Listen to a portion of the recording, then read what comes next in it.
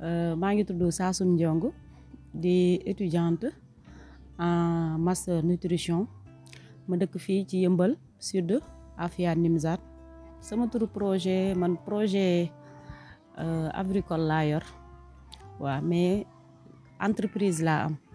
sama entreprise bi moom moo tudd SAS Business Service. mi ngi yëngu ci wàllum yar ginaar comme li ma leen ko wax. ngeen ni Sénégal léegi ginaar dañu interdit ñu importer ko raison pour laquelle ñun ñu war a jug ñun jeunes yi pour ñu mën a taxaw ci lépp luy jëmale kanam sunu réew maanaam ñuy wut ay ginaar ay cuuj yu ndaw di yar topp processus ba ñu màgg ñu jaay pour ñu mën a am une meilleure consommation locale. en plus buñ ko yaree fii ñu yaral ko sunu bopp sans pour autant que ñu importer ko effet nutritionnel bi si lay ëpp sens. parce que dina permettre yow mi nga xam ne yow yaay yar ba pare di jaayat say population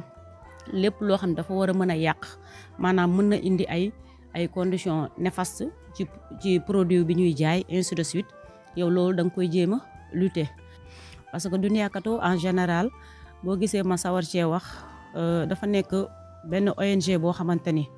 dafay jàppale ndaw yi dans la mesure où dafay indi ay projet de sensibilisation indi woon na fi origine.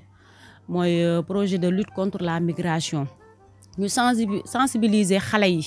di leen wax difficulté yi ñuy daj bu ñuy dem ci yoon yi ak aussi tamit bu ñu demee ba yegg condition yi ñuy dund yooyu noonu yëpp bu Dunia Kato permettre nañu ñu def sensibilisation boobu mu former ay capitaine aussi capitaine yi ñoom ñoo nekkoon jeunes yoo xam ne ñoom ñooy jàllale information bi loolu man dama ko ci remercier bu baax a baax parce que projet yu am solo la tey jii bu ñu ñëwee di xool population bi li fi manqué ñu leen koy jox dinañ gën a motiver jeunes yi dina tax jeunes yi gën a gëm seen bopp ku nekk xam bu baax fi ngay teg sa tànk. parce que lii buñ la financé wul sax yow déjà am nga opportunité dinañ la xamal yan structure nga mën a wutee ay financement yan structure nga war a mën a créer sa propre entreprise ba nga xamante ni yow di nga nekk dans le formel. kontaan nañ si ndax ñun dañuy liggéey ak ñoom fii si biir centre bi mais vraiment ñun dañuy rafetlu